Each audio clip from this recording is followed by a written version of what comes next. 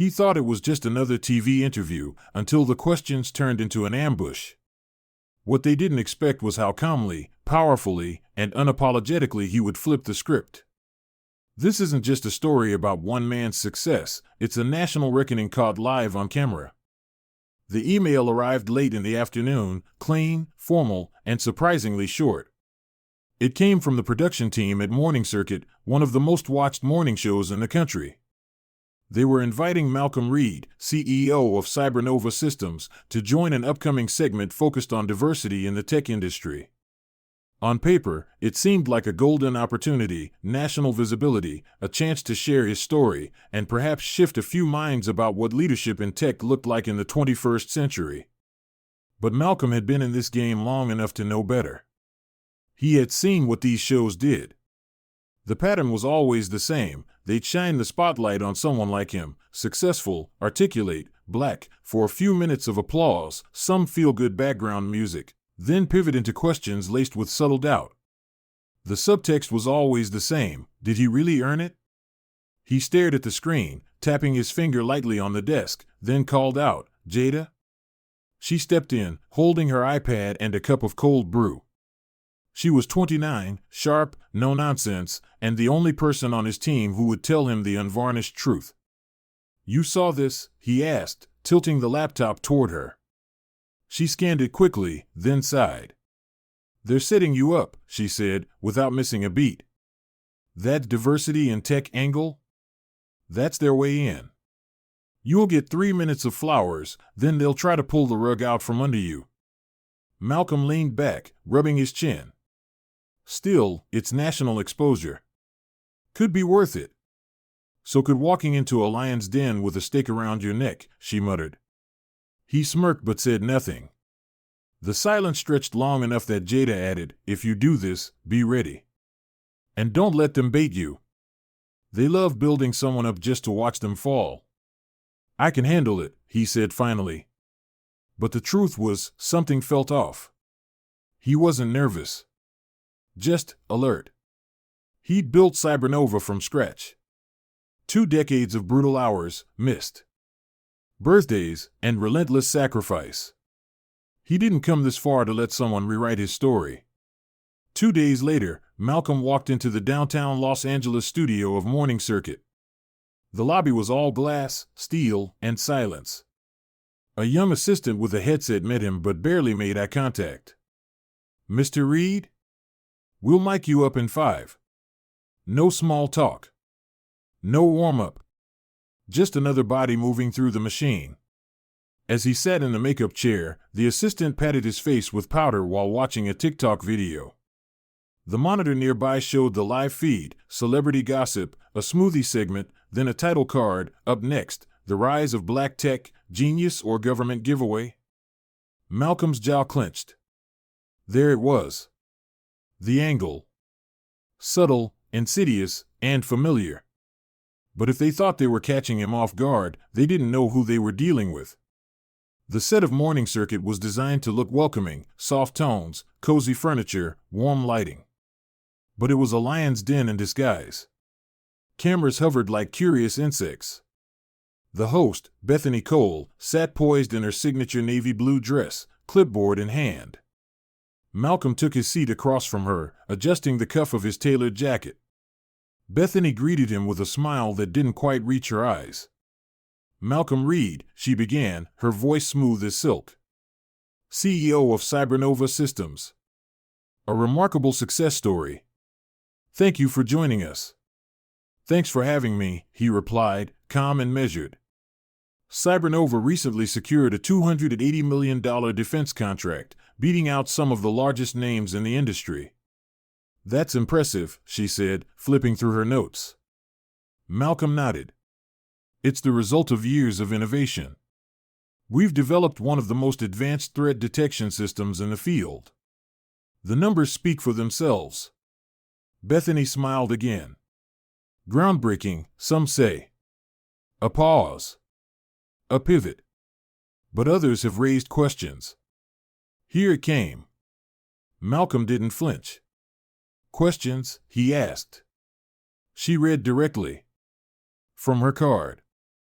Some industry voices argue that companies like yours benefit from federal diversity incentives, that these contracts aren't always about being the best, but about checking boxes. That perhaps this was less about innovation and more about inclusion. The air in the studio shifted. Producers behind the cameras exchanged glances. Malcolm let a beat pass before he responded. "I've heard that narrative before," he said. "It's interesting, when a black entrepreneur lands a major deal, it's special treatment. But when a legacy firm that's been run by the same families for generations wins the same contract, no one blinks. No one questions what advantage they had." Bethany's expression didn't change. "So you're saying race played no role at all in your success?" Malcolm chuckled softly. "Let me ask you this. When SpaceX won their NASA bids, was it because Elon Musk met a diversity requirement? When Bezos signed federal deals, was it because of his background? Or do we only ask those questions when the CEO looks like me?" The studio went still. Bethany adjusted in her seat. "But these programs do exist," she pressed. "They're designed to help level the playing field." "That's right," Malcolm interrupted gently. "Level it. Because it wasn't level to begin with. And still isn't." She wasn't done. "Let's talk about your background," she said, shifting to another card. "You grew up in Detroit, raised by a single mother, public schools, no Ivy League. How does someone like that go on to secure defense contracts that legacy firms couldn't?" She let the implication hang. "Who pulled strings for you?" Malcolm tilted his head slightly, then answered.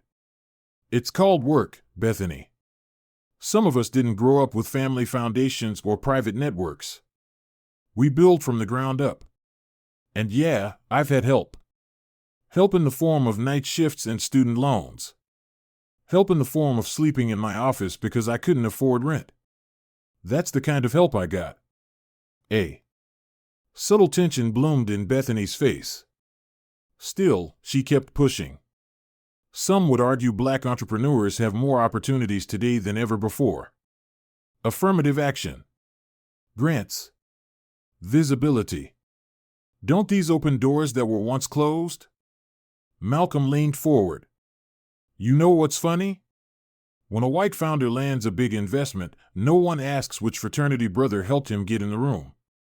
But when a black founder succeeds, suddenly it's, well, what program helped you? Like success isn't earned, it's gifted. That mindset? That's the real inequality." One of the camera operators shifted uncomfortably. Bethany tried to steer again. "There's also a conversation about perception. That black success stories get more media attention because they're framed as exceptional. Marketable. That stories like yours sell." Malcolm's laugh was quiet, but sharp. "So now we get too much attention? In a world where 90% of Fortune 500 CEOs are white men and black founders receive less than 2% of venture capital? You think my story is overexposed?" Bethany opened her mouth, but Malcolm wasn't done. "Let's be honest here. If I wasn't excellent at what I do, I wouldn't be in this chair. Not because of who I am, but in spite of it." Silence. Even Bethany's practiced composure began to crack. She shuffled her cards, then set them down. "Malcolm," she said softly, "do you think maybe some of this outrage is exaggerated? That maybe it's not about race, but about resentment? Maybe you're just frustrated with how big tech operates?"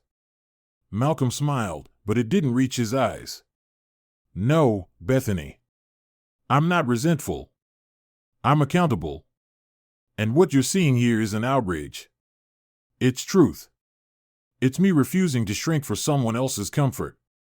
He turned toward the camera. "Some of you watching are nodding because you've lived this. Others are shifting in your seat, telling yourself I'm just another guy playing victim. But deep down, you know I'm right." The silence that followed wasn't awkward. It was impact. The kind that settled deep in people's bones. The camera light flickered off. The producer's voice crackled in the distance. "And we're clear." But the damage, or the breakthrough, was already done. The camera light blinked off, but the silence it left behind rang louder than any applause. Bethany Cole forced a tight smile, shuffling her cue cards as the producer's voice echoed over the studio intercom, calling for a break. Malcolm Reed didn't move. He sat with the same calm composure he'd carried through the entire segment, except now his eyes were locked on a point just beyond the camera, a stillness not of defeat, but of power reclaimed. The crew was silent. Even Bethany, usually adept at regaining control after a tense segment, fumbled as she leaned toward him with a rehearsed smile. "That was spirited," she said. "Thanks for coming on." Malcolm gave a polite nod, but nothing more. He wasn't here for pleasantries. He stood, adjusted the cuffs of his tailored jacket, and walked off the set with the quiet authority of a man who knew the storm had just begun. By the time he reached the back hallway, Jada was already there, phone in hand, eyes wide. "It's blowing up," she said, holding the screen out to him. Within minutes of leaving the studio, clips from the interview were already circulating. One in particular, a moment when Malcolm turned to the camera and addressed viewers directly, had gone viral. "Some of you are nodding, others are crossing your arms, but deep down, you know I'm right." That line was everywhere. On Twitter, on TikTok, stitched into videos and memes, and stitched again with stitches of reaction videos. Hashtags started to surge, hashtag Malcolm spoke truth, hashtag not just diversity, hashtag systemic exposure. The video had hit a nerve. By noon, major news outlets were dissecting it. CNN aired the full interview with minimal commentary, letting the moment speak for itself. Fox News took a different approach, accusing Malcolm of promoting resentment-based rhetoric. Business Insider praised him for articulating what many black entrepreneurs had felt for decades. And on the street, on subways, in coffee shops, and offices from New York to Oakland, people were talking. But the praise wasn't universal. With the virality came the backlash. Some commentators labeled him angry, others called him divisive, and one right-wing columnist declared him a symbol of the entitlement culture infecting corporate America.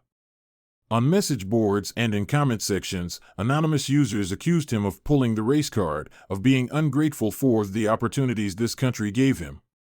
Malcolm had expected it. He didn't flinch when a major investor, previously enthusiastic about Cybernova's upcoming product launch, suddenly sent an email requesting to pause involvement for now, pending optics. Another longtime partner asked to reschedule a joint presentation they'd had planned with the Department of Energy. But what came next was more chilling. A plain manila envelope showed up at Cybernova's headquarters. No return address. Inside was a single sheet of white paper. One word, enough. Jada found it first. She held it up to Malcolm, her hands trembling slightly. "Do we report this?" she asked. He stared at it for a long moment. Then he folded the page cleanly in half and slid it into his desk drawer. "Not yet," he said. "Not until we see where this goes." But that wasn't the only envelope. A second one came to his personal residence. A third was sent to the startup incubator in Detroit that had helped Malcolm launch Cybernova all those years ago. It was clear this wasn't just blowback. This was a message. Yet for every threat, there were 10 emails from young entrepreneurs thanking him for speaking up. For every client who backed away, 2 new ones reached out. "I've been waiting for someone to say this on a national stage," one wrote. "What you said, my son showed it to his whole high school class. He wants to start a robotics club now." The world had seen the interview. And it wasn't just watching. It was responding. A week after the broadcast, a senior producer from Global One Media reached out. They wanted Malcolm to host a 1-hour televised special, his special. No panel, no interruptions. Just him. One voice. 1 hour. A conversation about race, success, and the systemic roadblocks facing black entrepreneurs. "You'd have full creative input," the producer said. "We're not interested in producing it. We want to give you the platform. Say what needs to be said." Jada was stunned. "That's huge," she said. "You could flip the entire conversation on its head." Malcolm didn't answer right away. He looked out the floor-to-ceiling window of his office, the skyline of San Jose sharp in the afternoon light. "And they'll expect me to perform," he said quietly. "To make it palatable. To clean it up." "Then don't," she replied. "Tell the truth. But do it your way." That night, Malcolm sat alone in his living room, replaying the interview. Not the broadcast, the raw feed the studio had sent him, every second captured from every angle. He watched himself walk into that set, watched the slow tilt of Bethany's smile, the switch in her eyes from warm to clinical. He watched himself absorb each jab, each insinuation, and respond not with anger, but with clarity. He watched the moment he looked into the camera and made half the country sit up in their chairs. He didn't see rage. He saw resolve. And he knew this wasn't about defending himself anymore. This was about telling the story that too many people were too afraid or too tired to keep telling. The next morning, he called Global One. "I'll do the special," he said. "But I'm not reading a script. I'm not being edited to comfort people. I'm telling the truth. And if I'm going to stand in that spotlight, then I'm the one holding the switch." The producer didn't hesitate. "Understood," she said. "We're behind you." The announcement went live that afternoon. Malcolm Reed, unfiltered. 1 hour. One conversation that matters. The image was simple: Malcolm, seated in a black chair against a stark white background. No frills. Just truth. Within hours, the internet reignited. Supporters celebrated. Critics accused the network of giving airtime to radicalism. Bethany Cole released a carefully worded statement: "I respect Mr. Reed's right to speak his truth. My job is to ask hard questions, and I stand by my approach. Uncomfortable conversations are necessary." Malcolm laughed when he read it. "She's already in damage control," Jada said. "She knows you hit a nerve." But Malcolm wasn't thinking about Bethany. He wasn't thinking about trending hashtags or television ratings. He was thinking about the kid in Atlanta who built his first server in a garage, about the young woman in Oakland trying to raise seed money while getting ghosted by every venture capital firm in the Bay. He was thinking about the quiet shoulders that had carried too much for too long. This wasn't just a response. It was a reckoning. And it was only beginning. Malcolm Reed stood alone in the production studio, staring into the dim glow of the overhead lights that had just gone cold. The hush of the set lingered in his ears, even as the buzz of the world outside grew louder by the second. His 1 hour special, unfiltered, Malcolm Reed on race, power, and progress, had just wrapped. No edits. No commercial breaks. Just him, a single chair, and the hard truths too many had tried to dance around for too long. He had spoken with the quiet authority of a man who had carried weight his entire life, but for the first time, millions were now helping carry it with him. He hadn't scripted his words. He didn't need to. They were carved into his story. And for the first time since that infamous morning circuit interview, he felt something he hadn't felt in weeks: stillness. Not silence, not retreat, but purpose settling into form. As the crew packed up the set behind him, he stood in place a moment longer, taking it in, feeling the weight of what came next.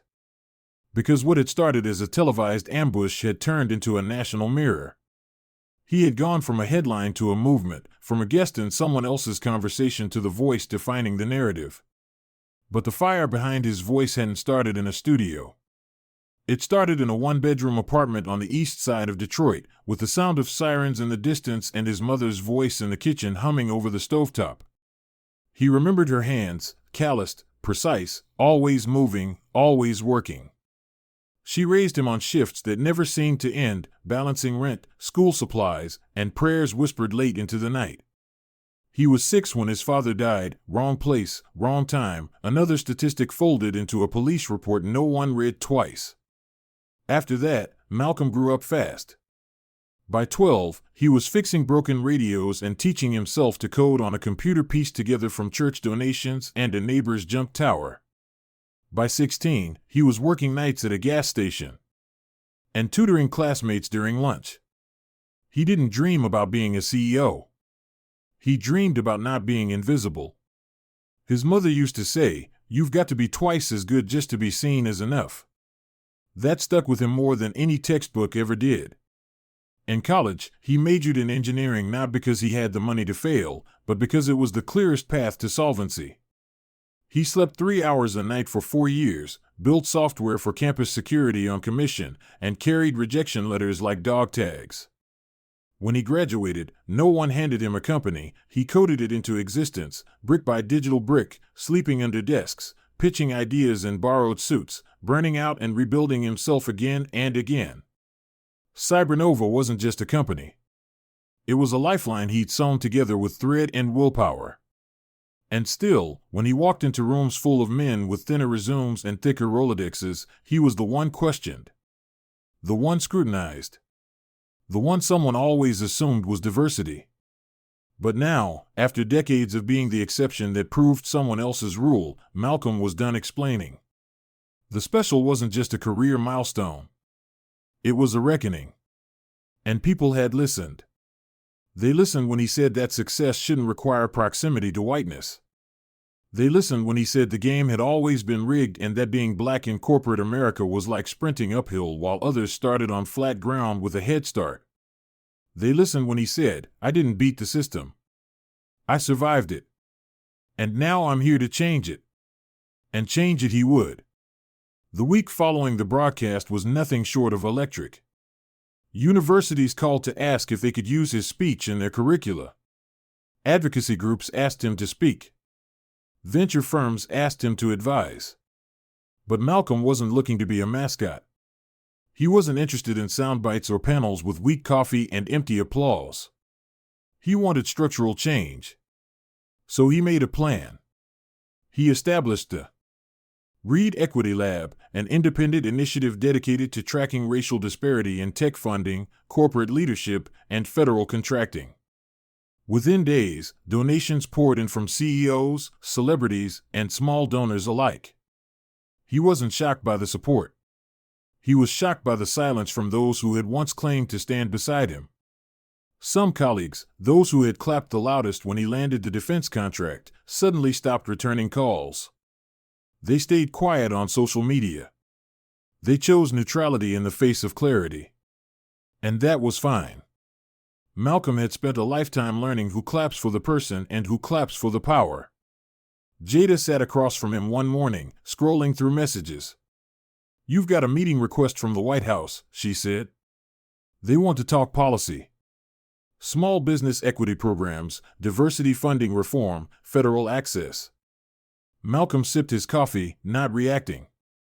"And also," she added, "Bethany Cole wants to do a follow-up interview." That made him look up.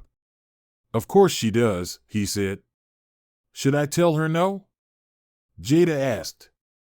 Malcolm smiled faintly. "No. Tell her I'll do it. But only live. No edits. And I choose the location." Jada raised an eyebrow. "Bold."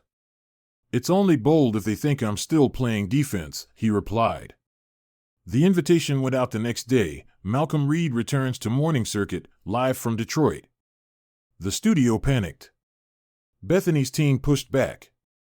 But eventually, they relented. Because now, Malcolm wasn't just a guest. He was the story. The cameras were set up on the street outside his childhood home, the same house his mother raised him in, the same porch where he once read programming books by flashlight. He sat in a chair under the sun, Bethany across from him, the skyline of Detroit behind them like a quiet witness to everything that had changed. Bethany began the segment with all the polished charm of someone who knew the world was watching. But this time, Malcolm controlled the pace. When she asked about being a symbol of a larger movement, he answered with names of people who had paved the way long before him, whose stories had been lost in boardroom whispers and unmarked graves. When she asked if he feared being too outspoken, he replied, "If the system wanted silence, it should have been more fair." When she asked about regrets, he said, "Only that I didn't speak louder, sooner." By the end of the segment, the air felt different. Not defeated, not hostile, just real. Malcolm stood and shook her hand. Next time, he said, don't wait until someone goes viral to ask about their voice. Bethany nodded. She understood now. Or at least, she was starting to. In the months that followed, Cybernova expanded.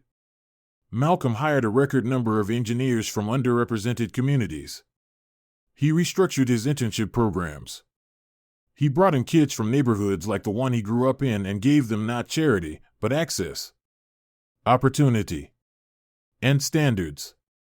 Because it wasn't about lowering the bar. It was about finally making sure everyone saw how high it had always been. He spoke at Congress. He sat on panels with Fortune 500 executives. He declined a book deal and wrote his own memoir instead, raw, honest, unfiltered. The cover was simple. Just the title, Twice as Good. Underneath, in small letters, and still asked if I earned it. But the greatest change wasn't the headlines. It was in the next generation. A 12-year-old girl from Atlanta emailed him after his special aired. I didn't know someone like me could do what you do, she wrote. Now I know I can. Malcolm replied personally. You don't need permission, he wrote. Just bring the fire with you. Years from now, when people look back on that interview, on that hour of live television, they won't remember the lighting or the set design or the closing music. They'll remember a man who refused to play by the broken rules. Who chose the microphone instead of the silence? Who rewrote the story from inside the spotlight? Because in the end, success wasn't about fitting into a system. It was about having the courage to rebuild it, brick by brick, line by line, word by word. And Malcolm Reed had done just that. Thank you for staying with us through Malcolm Reed's story. As the author, I want to leave you with a reflection not just on his journey, but on the world we live in and the one we're trying to shape. Malcolm's story isn't just about success. It's about how success is seen, how it's challenged, and who gets to define it. He didn't grow up with privilege. He grew up with persistence. And for far too long, people like Malcolm have been told they have to be exceptional, flawless, polished, unshakable, just to be accepted at the same table others were invited to from birth. One of the biggest lessons from Malcolm's journey is this: you don't have to wait for permission to speak your truth. He didn't ask for a spotlight, but when it was pointed at him, he chose to use it. He told the truth that made people uncomfortable because sometimes discomfort is the only path to real change. Another lesson? Success doesn't mean silence. Too many times, we're told that once we make it, we should stop talking about what it took to get there. But silence protects systems that thrive on inequality. Malcolm knew that. He didn't use his platform to play it safe, he used it to open doors for others who hadn't yet been allowed into the room. To those watching and listening, you may not be a CEO, you may not be on national television, but your voice matters. Whether you're standing up in a boardroom, a classroom, a courtroom, or just speaking up in a conversation, what you say, what you challenge, and what you believe in can change someone's perspective. Maybe even change someone's life. And if you're someone who has ever felt overlooked, underestimated, or told to be grateful for scraps while others feast, know this: you are not alone, and you are not crazy for wanting more. You don't have to play by broken rules. You can challenge them. You can rewrite them. Just like Malcolm did. From all of us here at US Instructive Stories, thank you for listening, for engaging, and for thinking critically about the stories we tell and the systems we uphold. If this story resonated with you, we invite you to share it, talk about it, and reflect on it. Your voice matters. And so does your courage. Until next time, stay aware, stay bold, and above all, stay true.